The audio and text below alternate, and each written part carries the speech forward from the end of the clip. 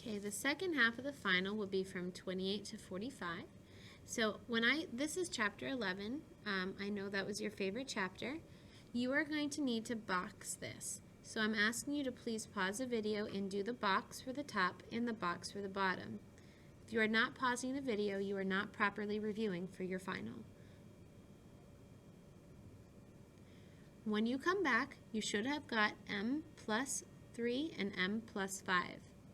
If you did not box that, you are doing yourself absolutely no favors. On the bottom, you should have got m plus 3 and m minus 8. Those could be switched out. You could have m minus 8 and then m plus 3, it doesn't matter. You learned that you can cancel tops and bottoms, so your final answer is m plus 5 over m plus 8. Do not cancel those m's. You may not cancel. I think Jake said it. He's like, those are force fields. You can't penetrate inside of those. Okay. We have to do the excluded values. Well, the excluded values come from the denominator. Remember how we had m plus 3? That's not allowed to be 0. Remember how we had m minus 8 on the bottom? That's not allowed to be 0. Take away 3, m cannot be negative 3. Add 8, m cannot be positive 8. So the excluded values are m cannot be negative 3 and positive 8. Number 29, I just did that. Number 29, whoops, I guess I didn't need it in there because it's this. It's the exact same question. My bad. I wonder if I wanted to change that to something. Oh well, too late. Number 30. This is adding and subtracting. This is from section 11-5. The good news is I'm not overwhelming you. The common denominator is a 7. So the 9x doesn't need anything. The 2x3 does not need anything. But you see the subtraction? You need to subtract in a quantity 2x plus 3. Many students will miss that, and they will forget to distribute their negative in. So this is really 9x minus 2x minus 3 over 7. When I combine my like terms, it's 7x minus 3 over 7. Do not make the mistake of thinking this 7 and that 7 reduce. One's a binomial, one's a monomial. This does not factor. If it did factor, I would try to factor it, but since it doesn't factor, I'm not going to factor it. Number 31. Okay, divided by. Well, Miss Donahue told you, ready? She said, dividing by fractions is as easy as pi.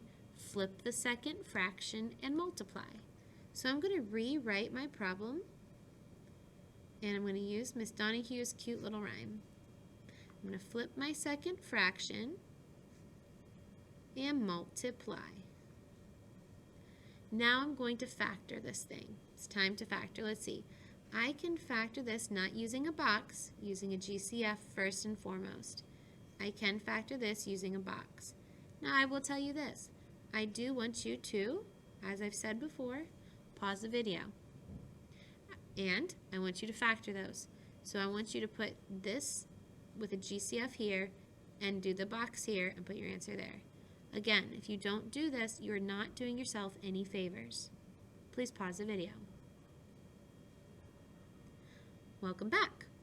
You should have pulled out a 5x, and when you do, you will get x minus 5 when you divide out your 5x, your GCF of 5x.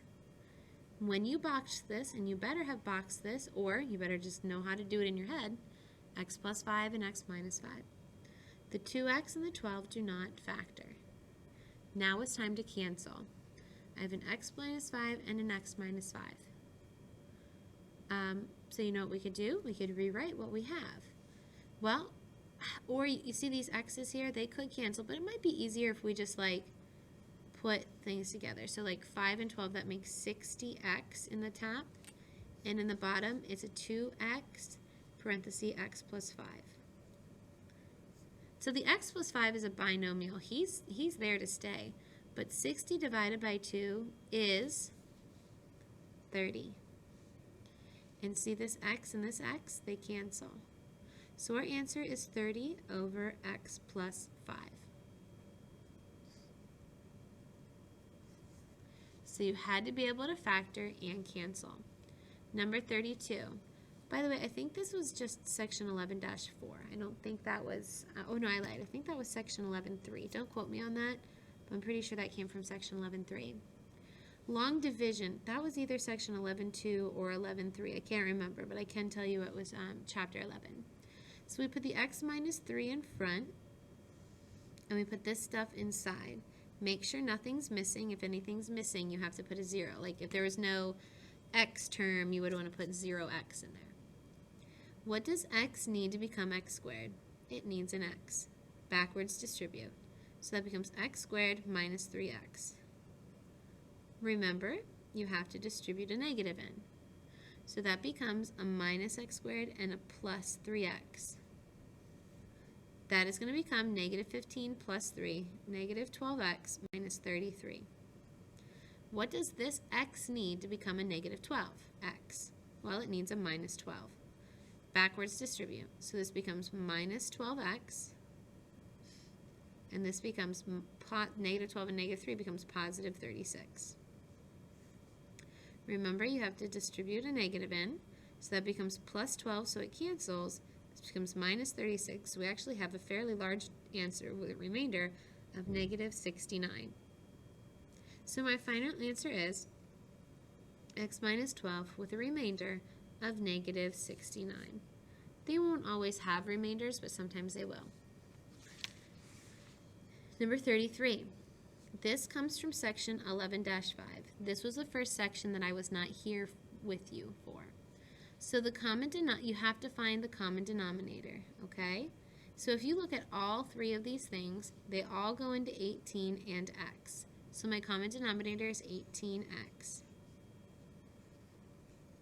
So I'm going to put that right here. All right, unfortunately, I solved all of number 33 and I solved it wrong, but I was right that the common denominator was 18. And I was even right by telling you what was missing, but I did something really, really weird. So we're going to go back and figure out, for this 3 to become an 18x, there's that shiny light again, I would need a 6 and an x to multiply by. For this x right here, so I'm like comparing like this. I'm comparing what does 3 need, what does x was going to need an 18. So I'm going to give an 18 to the top. And this 18 to become an 18x is going to need an x. So I'm going to give an x up top. Now let's go ahead and give these things to what they need. So 1 given a 6x is 1 times 6x, or just 6x. 9 times 18 is 162. That's why I really screwed up when I was making my first video. So that is plus 162 equals 7 times x makes 7x. Now I'm going to move my x's to the left by subtracting 7x. 6x minus 7x, I'm going to draw I guess I can probably fit one thing here. Negative 1x plus 162, and don't freak out, yes, you'll get it equal to 0. But that's okay, because now we're going to take away 162, and we get, I'm going to move over, okay? Negative 1x equals negative 162. Divide each side by negative 1. X is positive 162. I am going to check that because apparently I really screwed it up the first time. So I'm going to do 1 divided by 3 plus 9 divided by 162. Oopsie, 162. I'm going to hope I get the same thing as 7 over 18, which I do. All right, that way I know I did it right. Now I'm going to check this bottom one too. And if it's wrong, I'll fix my video. You don't like desperately try to copy this right now because it's coming. Number 34. If you're looking at my 33, I probably did something wrong. I had to redo it, so just don't look at 33 right now. So 34 comes from section 11-5. The common denominator is both x minus 4 and x plus 7, both of them, because they're different. This x needs the x plus 7. This needs the x minus 4. Okay, guys, we're going to have a little bit more of a difficult problem on our hands. So when I rewrite it, I'm going to write kind of small. We're going to have x times x plus 7 equals parenthesis x minus 3, parenthesis x minus 4. Distribute together. I don't know why that's so shiny. I don't like it. So this becomes x squared plus 7x equals x squared minus 4x minus 3x plus 12. I hope you guys see an x squared here. You see the x squared? That means I need to set this equal to 0. So let's see. I'm going to first, well, you know what, let's first, maybe we should write combined like terms. I'm sorry that's so bright. I don't know why the screen's so shiny right now. So I'm going to have x squared, this is really tiny, plus 7x equals x squared. Let's see, it's going to be minus 7x plus 12. Now I'm going to set it equal to 0. I'll take everything to the right, or you can take everything to the left. It really won't matter. So I'm going to do minus x squared minus 7x. Minus x squared minus 7x. That way this side becomes a 0. So I have 0 equals, ooh, look what happens. X squareds cancel out. You get negative 14x. Some kids are going to think that's a 0, huh? Plus 12. And now I don't have to box it or GCF it. Or quadratic formula. I just need to take away 12 from both sides. So negative 12 equals negative 14x. Divide each side by negative 14. And I think we're going to have a pretty nice answer. I'm pretty sure it's going to be positive 6. So negative 12 divided by negative 14, math 1M, they're positive 6 over 7. That is a beautiful answer for such an ugly problem. Again, I apologize about the room. I'll try to do something about that before I print these for you guys. Okay, number 35. One employee of landscaping can mow this is a work problem. I see mowing a lawn, I automatically think work problem. I want to say this is also 11-5. So one employee takes 30 minutes, another one takes 55 minutes, and now they're going to work together. So the first employee is doing 1/30th of the time, and the second employee is doing 1/55th of the time, and they need to mow one lawn. Your common denominator is going to be 30 and 55, so let's go back and see what's missing. This one needs a 55, this one needs a 30, this one needs a 30 and a 55.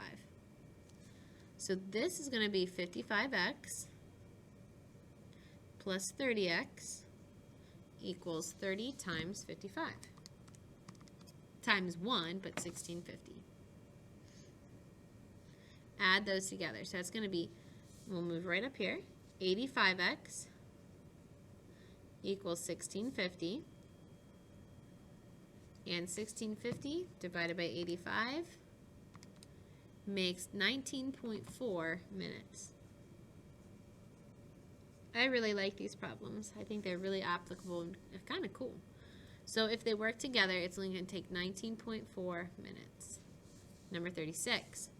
Find the constant of variation, k, for each inverse variation. This is 11-6. Again, a lesson I wasn't here for, but I did make your video. So we're going to plug in y and plug in x and solve for k. So we do 17 equals k over 6, multiply by 6.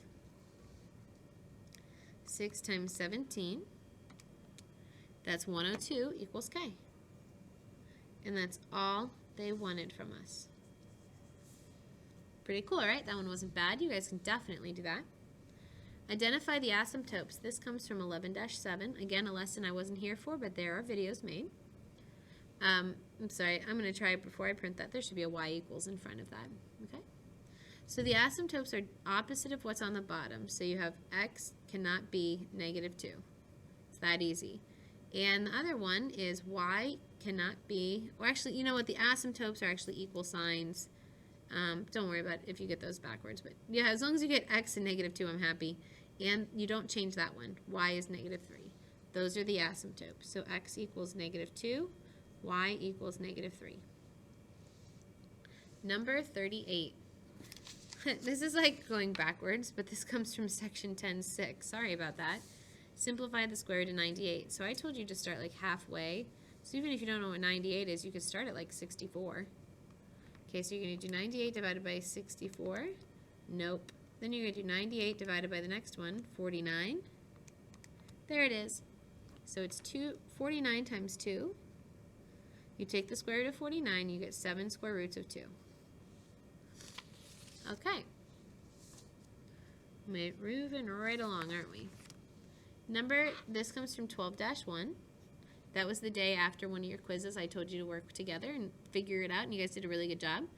You just have to figure out what goes in these spots.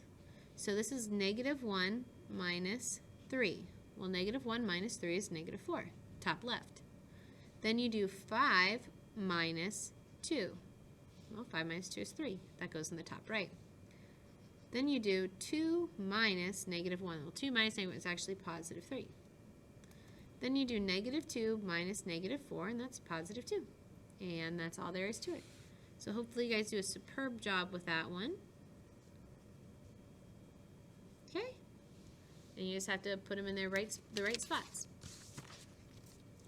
Number 42, and find mean median mode. This was in chapter 12.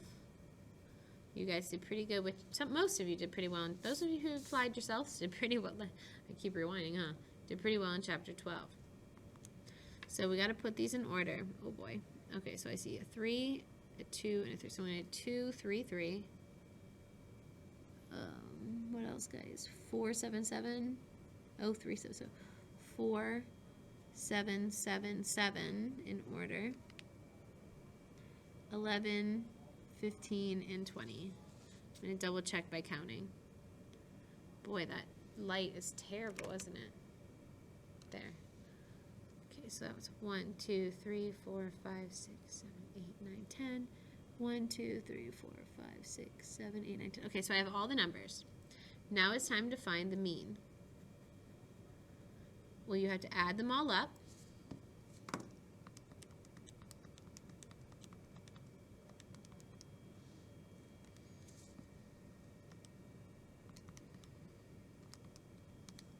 $79, and divide by how many there were. I think there were 10. I just counted. So the mean is 7.9. If you don't show work, there's no way for me to give you partial credit. The median is the middle number. So in other words, what's between 7 and 7? 7. And the mode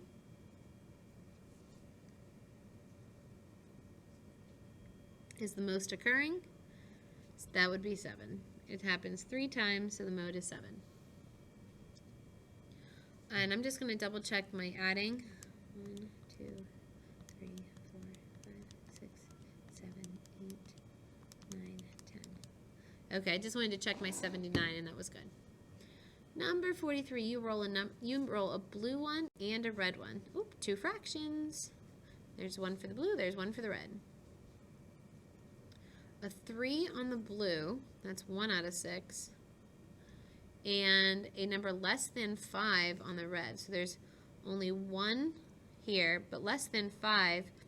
Let's see, we've got 1, 2, 3, 4, 5, 6. So they said less than 5. That would be 4. So we have 4 out of 6. So that makes 1 times 4 is 4. 6 times 6 is 36. Reduce that 1/9. Okay, so the probability is 1/9. 44, is it quadratic or exponential or linear? Oh, well, let's see. I see that's going up 25 here, and it's going up 0.75. See how that's different? Cannot be linear. Then it's going up 1.25.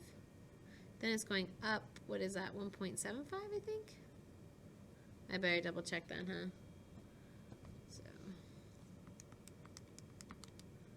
Yeah. All right. Well, this is the test for linear, and it's not linear because it doesn't match. Oh, what section is this? I forget. I really don't remember.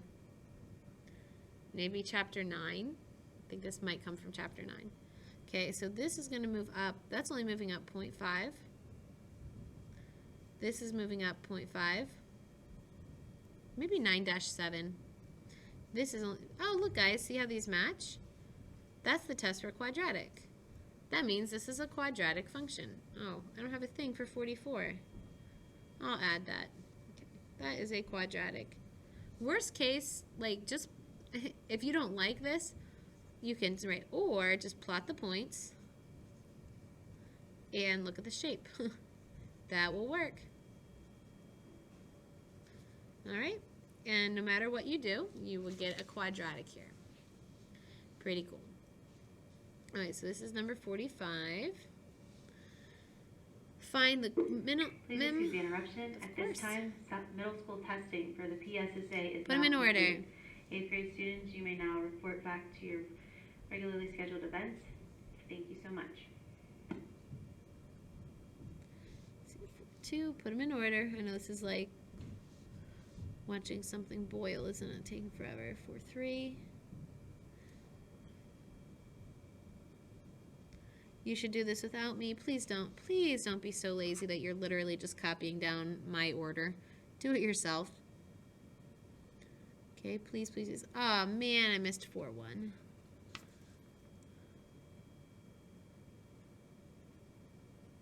There we go. Okay. Come on in. Is it alright if I... 3, 1. I see 4 4 4s.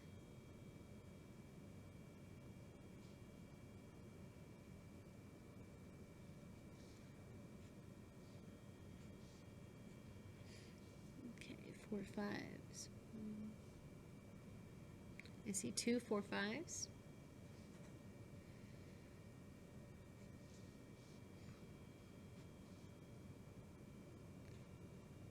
I see a 4 6.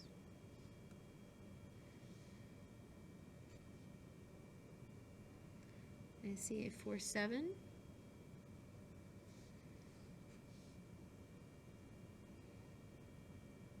I see a 4 8.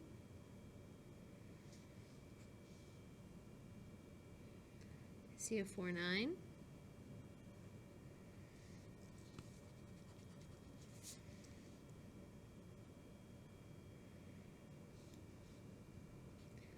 I see a 5 0. And I see a 5 1. I'm going to count those to make sure I didn't miss anything.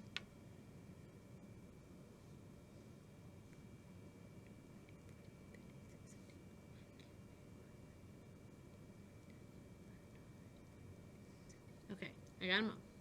So the minimum is 3.9. You guys can find that easily. And the maximum is 5.1. Those ones are pretty easy to find. Now let's find the middle number. So I think I just counted 17. So the middle would be like the 8th or the 9th number. 1, 2, 3, 4, 5, 6, 7, 8 on that side. 8 on that side. The middle number is 4.4. Okay, now I had to find the middle of the top half and the middle of the bottom half, the middle of the top half. Okay, so there's 8 total. So I'm going to cross off 3 and the average of those two. The average of 4.3 and 4.3 is 4.3. Okay, so 1, 2, 3. So the average of 4, 7 and 4, 8 is 4.75. All right. Hopefully you remembered how to do that. That was from chapter 12, section 4. Hey, look, we made it to the end of your final. Congratulations. I would sincerely suggest asking Mr. Board to reprint, I don't know, maybe like 2 or 3 of these for you so you can try them on your own. Clearly you have the right answers. Oh, I have to fix number 33. But I'll fix number 33 and I'll put it in the middle. I'll come back and fix it. But I would definitely do these again and again and again and again until you feel you can get a great grade on the final. Okay, I decided I wanted to add a 46th question. There's a reason I'm adding it, so there should be a reason you study it. You have 4 current grades of 78, 80, 83, and 75. You have one more grade coming up. What do you need like on that new grade to average an 81? So what we're going to do is we know average means add the numbers that you currently have and the future number that we don't know, so add x. Divide by how many you're going to have. Now I have 4 right now, but with my new test I'm going to have 5. And I really want to get an 81. Multiply both sides by 5, just like I taught you. This is chapter 12, by the way. 81 times 5 is 405. So I'm going to need 405 on this side. Now let's see what, I'm going to add those all up to see what we get.